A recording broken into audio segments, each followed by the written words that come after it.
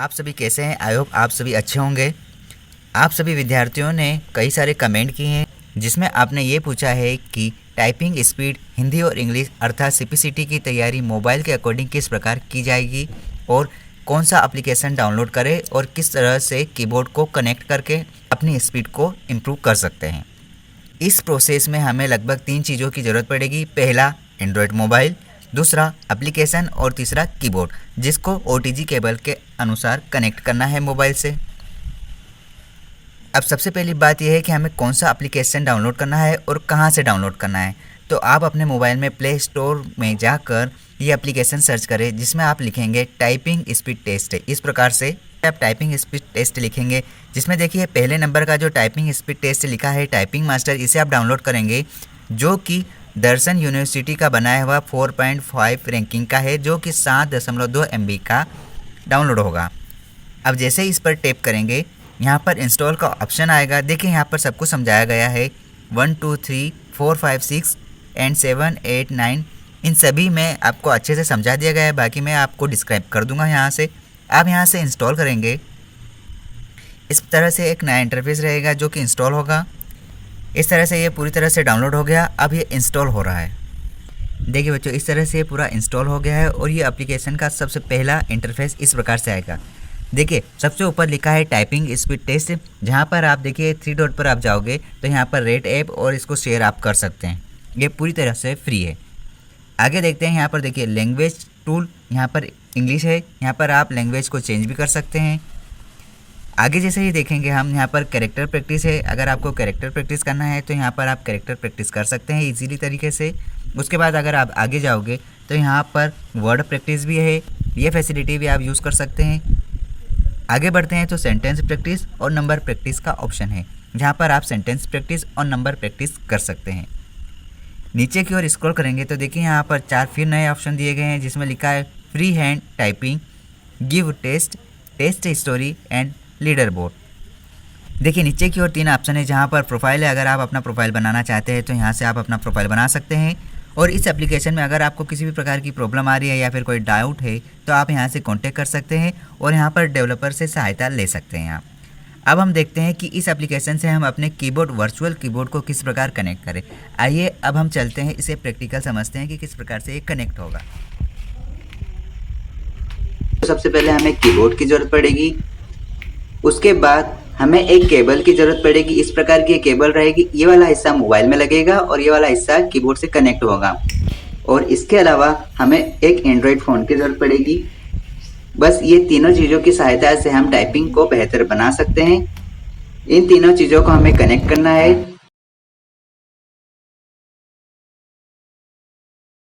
हम इस केबल को कीबोर्ड की वायरिंग से कनेक्ट करेंगे और इस ओटीजी केबल को हम मोबाइल में इस प्रकार से लगाएंगे।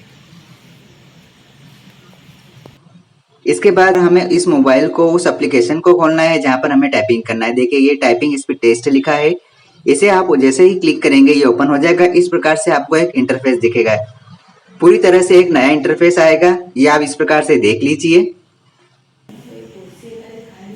जैसे ही आप यहाँ पर गिव टेस्ट पे आप क्लिक करेंगे तो यहाँ पर कुछ पैराग्राफ आ जाएंगे, इस प्रकार से आप देख सकते हैं स्क्रीन पर।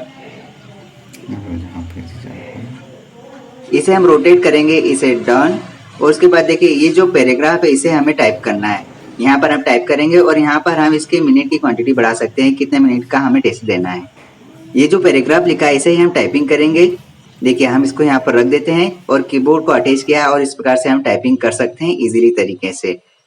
इस तरह से आप कनेक्ट कर सकते हैं। और आप यहाँ पर भी देख सकते हैं कि यहाँ पर ये सब कुछ टाइप हो रहा है और साइड में अगर आप देखोगे तो मिनट भी चल रहे हैं और लास्ट में यहाँ पर आपको आपकी स्पीड भी बता दी जाएगी। इस प्रकार से आप देख लीजिए।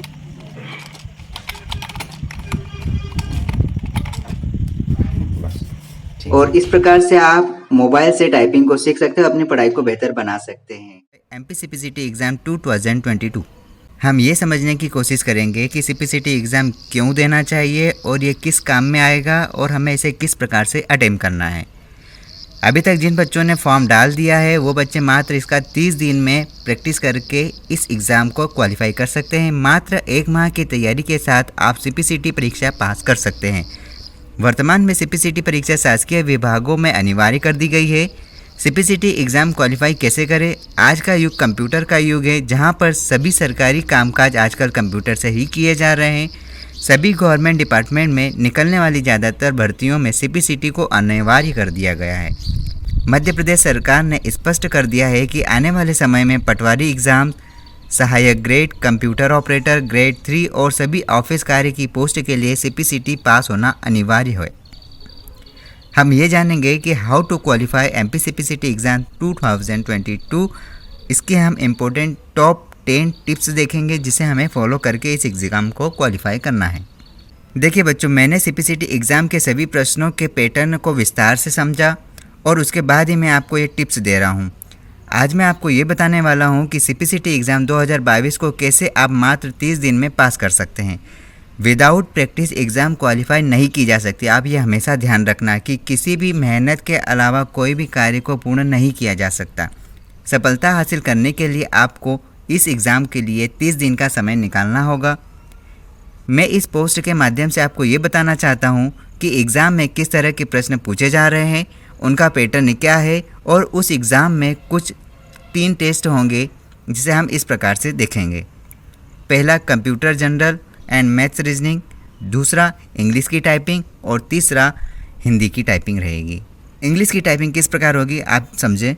इंग्लिश की टाइपिंग जो टेस्ट होगा उसमें कुल 15 मिनट का समय दिया जाएगा। इस टाइपिंग में आपको टेस्ट को ख़त्म करना होगा इस सर्टेन टाइम में। अंग्रेजी के टाइपिंग में जो फेल होते हैं, इसके कुछ कारण है कि वो टाइपिंग टेस्ट में कुछ गलतियां करते हैं, इसलिए उनका अंग्रेजी का टाइपिंग टेस्ट नहीं निकल पाता। मैं आपको ये बताना चाहता हूँ कि अंग्रेजी टाइपिंग में क्या गलती होती है जो कि हमें नहीं करना है।